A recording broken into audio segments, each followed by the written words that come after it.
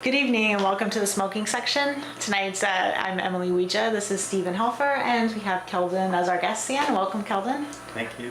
And, so tonight we wanted to start our show with memorial to our dear friends, Jerry McLaughlin, who was a member of our group Cambridge Citizens for Smokers' Rights, who passed away recently. Jerry, will miss you very much. And we'd like to dedicate the show to Jerry tonight. Thank you, Emily, for doing this. That's really nice.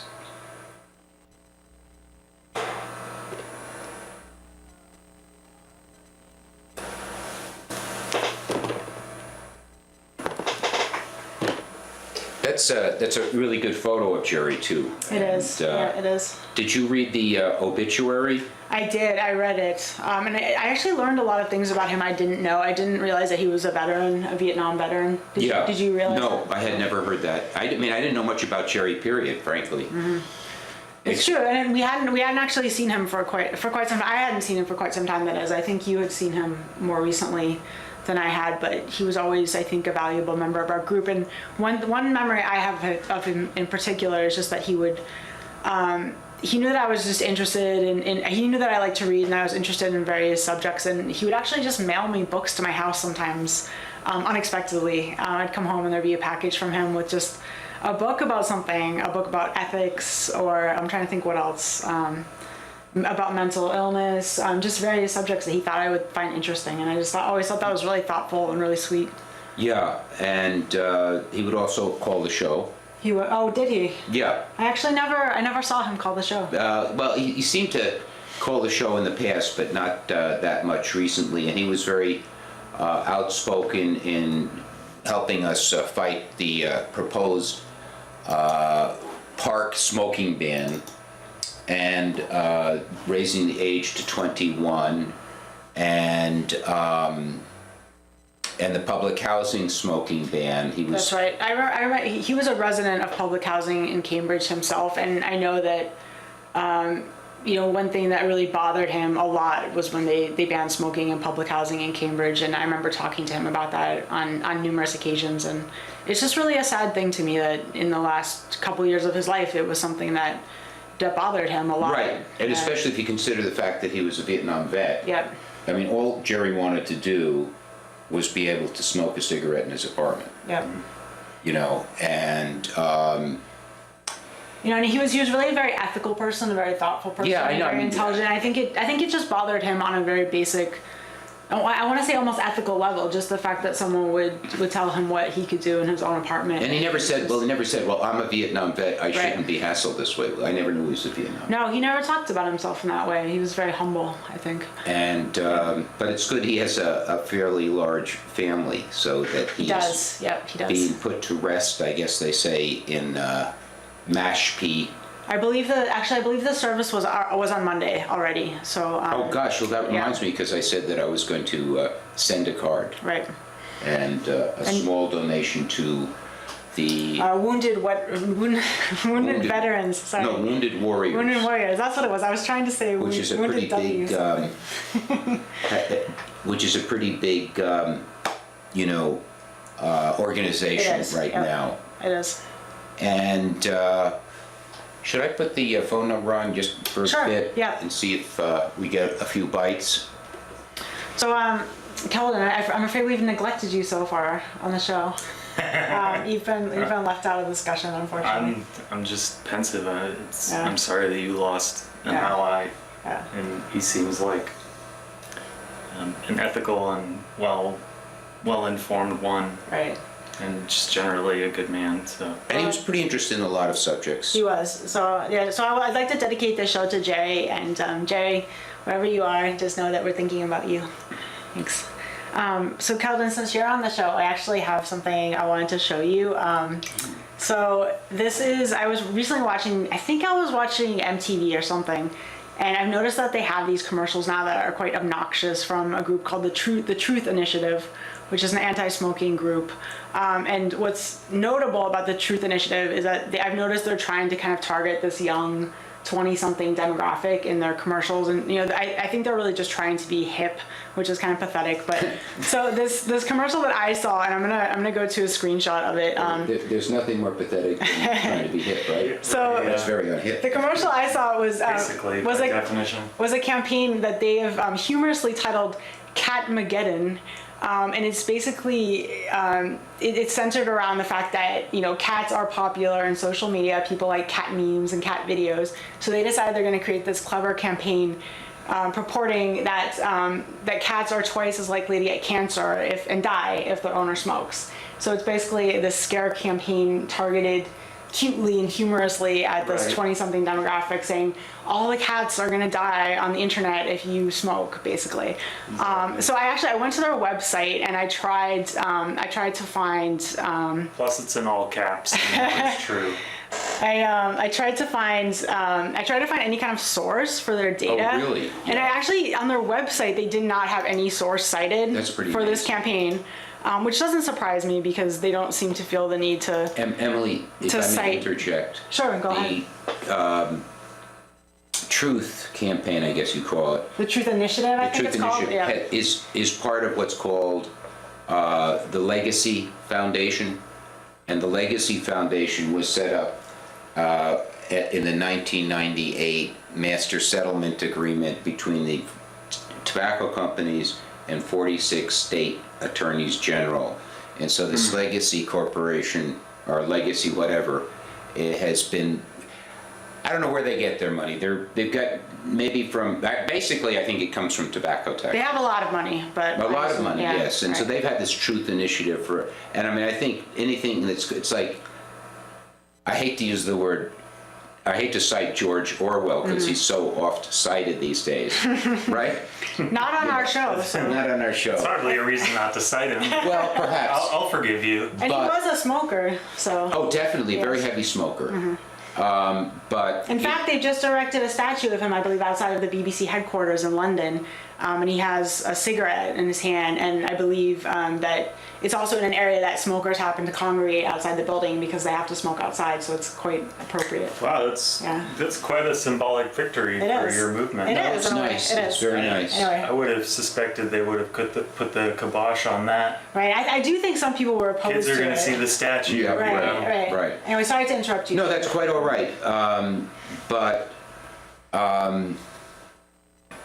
Oh yeah, I mean, to entitle a program essentially what would be, let's say, without using, I'm using the word propaganda in a non-pejorative sense, but to entitle a propaganda campaign with the word the Truth campaign, I mean, if that isn't a red flag, right? I don't know what is. Yeah, it is. I mean, it's very blatant. So let's just put it that way. And I just want to show one more screenshot of this. So they go even further, and they say even if a smoker, smokes in a different room or not at home, their cat isn't safe. And it actually goes on to say that smokers emit toxins from their hair and clothes, and when the cat grooms itself, it's ingesting this from their fur. Oh dear. So they go very far, and for the fact that they don't even directly cite any kind of sources on their website for this, I find this really disturbing. Especially as a cat lover, I find this disturbing. So anyway, I did go to find, and Keldin, I know that you haven't seen this study, but I actually went and I tried to find a study that I thought they might have based this on, and the only thing I found that kept coming up was this study done in 2002 at Tufts Veterinary School. And this study only studied 80 cats, just 80 cats. And it actually is really interesting because it says that, so I don't know if this is directly where they're getting their information from, but this is the best I could find. They actually talk about feline lymphoma. And they actually say in the study that they don't know what causes feline lymphoma. And, to me, it's just incredible, number one, that the sample size is so small, and also that they're basically admitting up front they don't know what causes feline lymphoma. Also, just the fact that, cats are not people, so I don't really know where they're making this connection of, this very small sample. I guess I'd like your commentary on what you think of a sample size of that minuscule. 80 can be great if it's randomly selected, but that's random is sort of like a platonic ideal that we only approach. in some fields you can get pretty close to simple random sampling, and a sample size of 80 or n equals 80 Right. would be enough to draw a solid conclusion. But I'm just going to go out on a limb, not knowing anything else Right. about the study, but I'm going to go out on a limb and say that it's probably not sufficient to draw a very strong conclusion. Right. And However, typically the sample size is reflected in the strength of the results they get. I mean, in order to get statistically significant results for a small sample size, you need to have a very large effect in that sample. So, so the conclusion was that they found, okay, well, I just want to say one thing first that was interesting. They also said that the veterinarians believe that feline lymphoma is caused by a virus, which to me makes no sense because, as far as I know, Stephen, cigarette smoke has never been linked to triggering viruses. Not to my In knowledge, human no. beings. I don't Not even to know my where they're knowledge. making that. So if they're saying, well, we don't really know what causes this lymphoma, we believe it might be caused by a virus, how are they even connecting this to secondhand smoke? And they don't Yeah. even explain that in the study. you know what I'm curious about It's is basically an wait. epidemiological study, though, Let me- because let me- they're looking let at me- the sample size let in me- let me just connection with think households here. who Okay. smoke. Well, and an important thing is, so for example, let's say in the group of cats that you had, that lived with non-smokers, you had one case of lymphoma, and with the group of, out of 80 cats, and with the group of smokers, you had 2 cases. That would be 100% increased risk, right? Right. I think that's the point that the study is trying to make. It says that. No, I don't think so. It says they found that adjusting for age and other factors, cats exposed to secondhand smoke had more than double the risk of acquiring the disease. But do they give the absolute numbers? But they don't give the age of the cats. Or do they give the absolute numbers? No, and they don't. See, that's a They big don't give trick. the absolute If numbers. you want to get a right. lot of attention for your study, which I maintain many researchers do, in many fields and in many cases, you have, let's say, 1 out of 1,000 get X, and then 2 out of 1,000 get X. That is 100% increased risk. Right. You question that? Well, And they could say, and they could also say double the risk. Or double the Yeah, risk, right. that's double the risk. Which is what this Truth Initiative is purporting. They're saying they're twice as likely. That's Right, always but- a trick that epidemiologists use. but the sample proportion is not the same thing as the population proportion. The sample proportion is a measure of the population proportion. Right. So even if half of men in the population have brown hair, if I randomly sample 10 men and only 2 of the 10, that's 20%, have brown hair, Right. that's not the same thing as measuring, that's not the same thing as the population Right. proportion of men that have Well, brown hair. Keldin, being So- the representative of the scientific profession here, okay, let me ask you a question. You want to foil me? Does into this that sound like position, junk huh? science or not to you? I mean, let's say, just without, we know that you don't have all the facts. Yeah, at your I know it's disposal. unfair to spring this on you because you haven't read the study. I know you'd probably have to read the study, but I guess I'm more spinning it as well. It appears to be what this ad campaign is based on is this 2002 study, which is also quite Right. old. Right. And it just to me is quite astounding, but I shouldn't be surprised because I've seen much worse examples. Oh, of yeah, this. this is nothing compared to a lot of other things. I suppose it just particularly tugs at my heartstrings because I am a cat lover myself, and I just find it offensive that they're trying to basically attack smokers through any Well, and they avenue. don't, yes, well, Yeah. we got a phone call. Wow. You're on the smoking section with Emily Weija. Go ahead. Oh, no, that's not, is that it? Oh, sorry. Hi, you're on the smoking section. Hi, how are you, Steve? Hey, Jim, long time no hear. Yeah, so all 3, I'm not going to debate the issue because there's no winner with you, Steve. I learned that a long time ago. No winner with Steve on smoking. Thank you. You know your stuff. You do. Well, you're very I'm not kind. saying You're right, very kind, Steve. Jim. I'm not saying you're right. All 3 of you are wrong, but you Me do too. know your stuff. You as well, Keldin. Keldin is Keldin is guilty by association. All three of you say, no, Steve, all three of you say cigarettes are okay? They're not? Well, no, Emily and I do. I'm undecided. Emily and I do. Oh, okay, yeah, so you're telling me that there's no harm in smoking? Are you a cat lover, Jim? Say that, Steve. Are you- Say there's no harm in smoking. Yeah, Jim, hey, Jim. Say it. Say it. You don't even say it. Jim, okay, there's no harm in smoking. I'll say that. I'll say there's more benefit than there is harm. How's that? There's more benefit than there is harm. No, just tell me there's no harm in smoking. There's more benefit than there is harm. There's more benefits in there. So there is a little bit of harm. Well, Jim, like I enjoy, eating food has calories, it has salt, has everything in it. Hey, No, I'm okay for it. There's no harm in smoking. You can't well, say that. I'm willing to say that. There's no harm in smoking. There's no harm in smoking. Jim, hey, Jim. I'm not debating the fact Okay. that... Okay, Jim, Emily's on the show tonight. All right, thank you for calling, Jim. Around the bush. We're gonna say good There's night. no harm in smoking. I just said it, okay? Good night, Jim. Well, I haven't heard from Jim in a long time. So I said there's no harm in smoking. What am I supposed to do? Turn into a pumpkin now or goblin? something? Yeah. I right. think he was a little mad that he did exactly what you wanted. You mean I think because Jim is a long time and loyal viewer of this show, okay? Well, So, I tip to him. So, that's, what can I say? I'm happy he called. But still, Keldin, Emily, my question to Keldin was, does this appear to you to be like junk science? I'm willing, you know what? Just appearance-wise.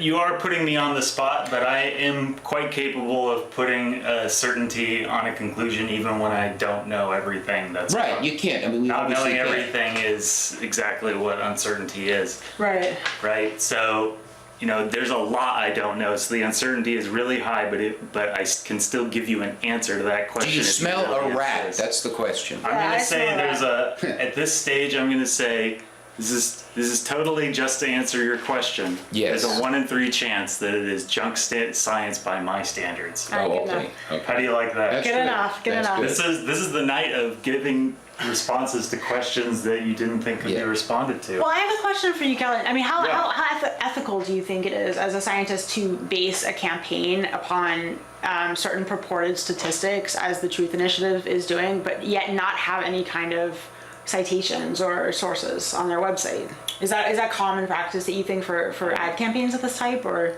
I don't know of any other ad campaigns of this type, so it'd be hard to say that it's common practice if it's the only one that does it. I think that it is, I will put me down as saying that it is unethical not to cite your sources. But whether you should act when you are uncertain, I will respond by saying that you should act insofar as you are certain. If you are 97% certain, then that's how much you should act. Right. Come on, Keldin. If you are 3%, You're quantifying things that can't be quantified. Well, I think. Wait.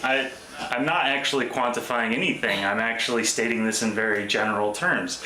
If you're only 15% certain about a conclusion and 85% certain about the opposite conclusion, then you should act on both assumptions proportionally to how certain you are. It's called hedging your bets. Ah. Right. And by most conclusions out there as a result of science, we have a percent certainty associated with them, and you should act on both sides. So if you are, say 95% certain about human-caused climate change, then that's how much you should act. You should Right. also act against it 5%. So are you saying that as a cat owner, then you should hedge your bets, and even if you're not certain if smoking indoors would endanger your pet?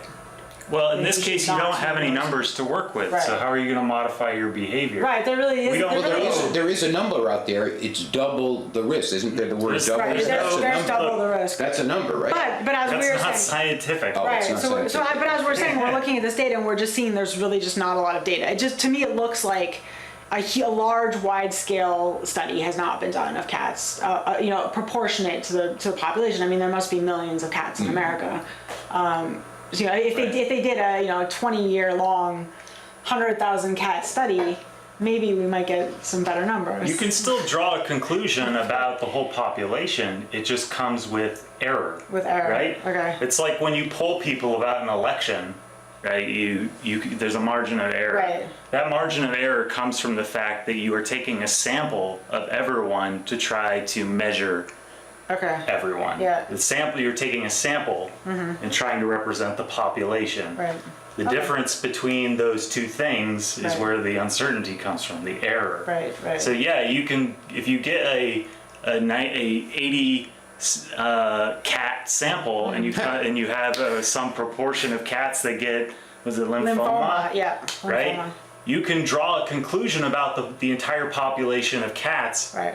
but that conclusion has uncertainty associated with it, which is usually expressed as sort of a p-value or a confidence interval. We have a Right. number of ways of expressing our relative certainty Right, about our right. conclusions. Well, I think just from a common sense point of view, I think any campaign that is on television called the Truth Campaign, I mean, to me, that's just an automatic red flag right there. Yeah, I would agree with you. Anything that's so arrogant to call itself the Truth Campaign, it smells fishy to Yeah, begin with. I would agree. I mean, Yeah, that because you I don't have to want be to call a, my campaign the truth. you don't have to be a I'm scientist. offended that they took it. You don't have to be a scientist to, it's like Bob Dylan said, you don't need to be a weatherman to know which way the wind blows, right? True. Now I know which way the wind blows for anti-smoking Yes. campaigners. That's for sure. I just like to follow. I up. don't, but my sample is very biased. Right? You've heard a lot of biased information from us, I'm sure. Yeah, sampling you guys would not be a simple random sample. Right. So I think The we're wind is almost. blowing a different direction locally. I think we're almost out of time. if I'm not A mistaken. microclimate. No, we've got more than a minute. Oh, more than a We've minute. got Okay. about a minute. Okay, we have About a minute. All right. Which is going to be hard to fill in the sense that it's a limited period of time. But I'm filling it right now. Do you have something you would like to? I mean, I think, well, in conclusion, I just wanted to mention this one quote in this article that was citing the study in 2002, where they interviewed a veterinarian, and he says that cats who live with smokers accumulate a lot of smoke on their fur.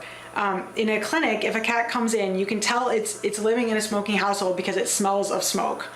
Which to me sounds like a very, almost very prejudiced comment to make. Almost as if he's suggesting that just the fact that he can smell smoke on a cat's fur is suggested to him that his cat is in some way being harmed. That's an anecdote. Yeah, it's also anecdotal evidence, but I thought it was highly irrelevant, but I thought it was interesting that this article... Emily, we're now at 8 seconds. We're at 8 seconds. So I just wanted to end with that note.